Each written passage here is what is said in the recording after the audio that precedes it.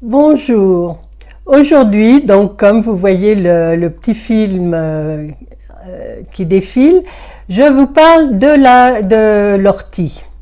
L'ortie qui soigne, qui est une plante que tout le monde connaît, qui est une plante très commune dans nos jardins et dans la campagne.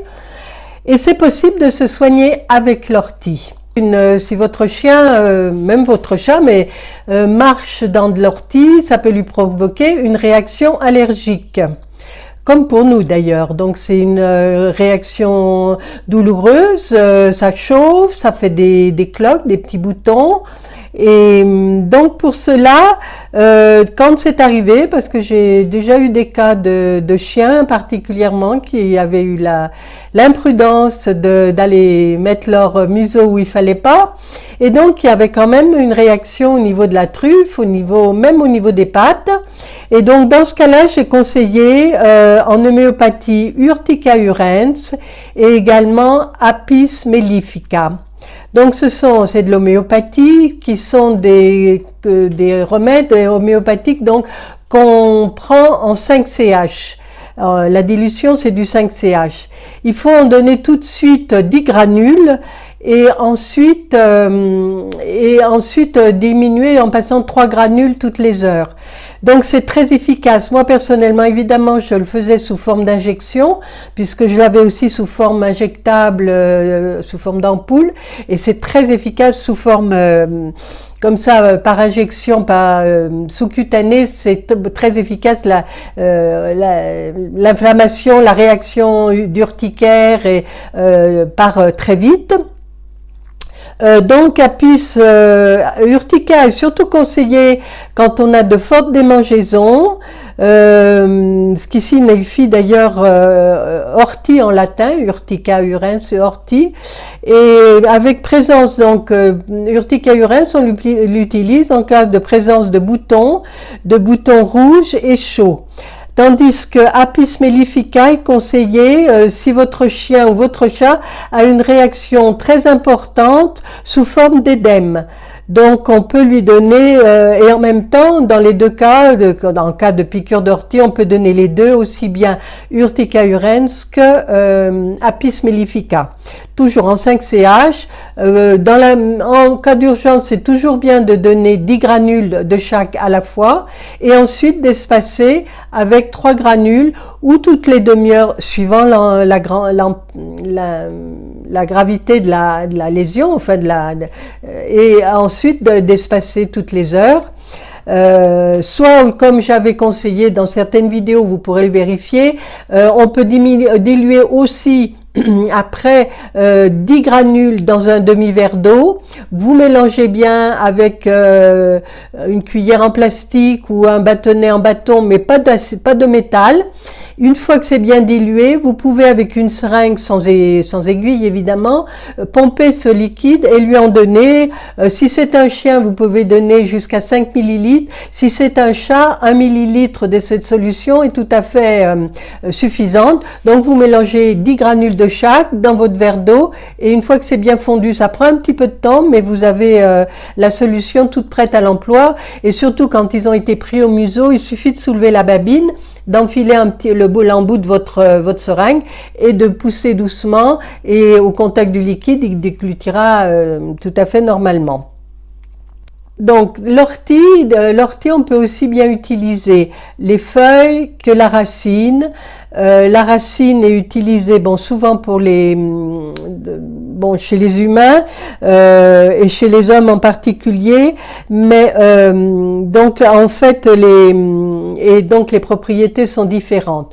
En tout cas, il faut savoir que l'ortie est très riche en silice, entre autres, donc les feuilles d'ortie particulièrement, elles sont très diurétiques également, ça on le sait, et elles ont des propriétés anti-inflammatoires comme on vient de le voir, et même antihistaminiques, toujours sous forme homéopathique, évidemment pas la plante fraîche, hein.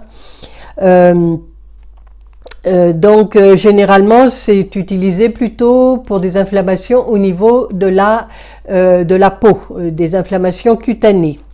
Donc les feuilles d'ortie sont très riches en silice et en calcium, et en cas de rhumatisme ou même de fracture ou d'ostéoporose pour nous, mais chez des animaux vieillissants également, on peut l'utiliser. C'est très riche, donc ça aide à la recalcification. Et contrairement à, et même pour nous, on peut en faire d'ailleurs, on peut la ramasser, on peut la ramasser l'ortie quand elle est fraîche, la faire sécher. Et une fois bien séchée, vous pouvez la mouliner, si vous avez la mouliner et la mettre en poudre. Et ça, après, surtout si vous avez tendance à faire de l'ostéoporose ou si vous avez eu une fracture, pour vous aider à vous reconstituer au niveau osseux, mettre ça, cette poudre sur vos salades, par exemple, dans votre soupe, mais à cru, enfin pas la faire cuire. Et voilà, ça vous redonne des éléments, et entre autres la silice pour le système osseux, c'est très riche, contrairement à l'idée reçue que ce sont les laitages, les fromages qui sont riches en calcium. Ils sont riches en calcium, mais ça ne va pas sur les os, ça va dans les reins, et ça, sur du long terme, les gros mangeurs de fromage, même si moi aussi j'adore le fromage, mais ça, voilà, ça se porte sur les reins, et on développe des calculs rénaux et de la vessie également.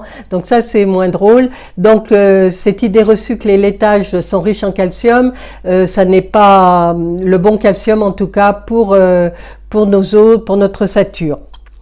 Voilà, donc ça c'est une petite aparté concernant voilà, parce que c'est ce qu'on dit pour nos animaux, pour nos chats et nos chiens, est aussi valable pour nous. Et l'ortie était également très riche en fer. Les feuilles d'ortie, elles permettent donc de soigner l'anémie et les grandes fatigues chez un chien, et aussi après une opération importante, on peut lui donner de l'ortie. Alors soit sous forme de macérat glycériné on peut obtenir en pharmacie ou auprès d'un vétérinaire qui pratique ce genre de médecine. Sinon, voilà, en pharmacie c'est le mieux. Le mieux c'est le macérat glycériné, puisqu'il est plus respectueux de la plante, et il est plus riche, et les principes actifs sont beaucoup plus respectés que sous forme de gélule, où la plante a subi la chaleur et elle est sous forme de poudre, donc, mais beaucoup d'éléments et de principes actifs sont passés un peu à la casserole, on va dire, dans la mesure où la chaleur les a détruits. Donc c'est moins puissant mais c'est toujours mieux que rien. Si on n'a rien d'autre sous la main, ça va très bien comme ça aussi. Donc ça permet donc à notre chat et à notre chien de bien récupérer suite à une opération, donc grâce au fer qu'elle contient. Les racines donc ont une efficacité surtout en cas d'inflammation et d'hypertrophie de la prostate. C'est pour ça que je vous ai dit que c'était plutôt pour les hommes, disons, ou pour les mâles. Voilà, quand on a des problèmes de prostate, ce qui arrive chez les chiens également. Chez le chat, on l'utilise en cas d'insuffisance rénale chronique, en association avec d'autres plantes. On peut associer l'orthosiphon. Le pissenlit sont de bonnes plantes pour soutenir les reins et la vessie. Donc là, comme je vous disais, la façon la meilleure en phytothérapie, c'est le macérat glycériné. Voilà, c'était une petite vidéo pour vous parler de l'ortie que l'on a actuellement, qui commence à pousser. Elle est toute jeune, toute fraîche, et voilà. Et puis pour nous, évidemment, on peut toujours l'ajouter à nos soupes, et c'est toujours, voilà, comme je vous ai dit précédemment, sous forme de poudre, en l'ayant fait sécher au préalable. Voilà, je vous dis à très bientôt, je vous remercie. Je vous remercie, donc n'oubliez pas de faire un petit like si ce sujet vous a intéressé, n'oubliez pas de partager cette vidéo, et également n'oubliez pas de vous abonner à ma chaîne YouTube, et en dessous évidemment dans les commentaires, n'hésitez pas à me poser vos questions, j'y répondrai très volontiers. Voilà, très bonne journée, au revoir.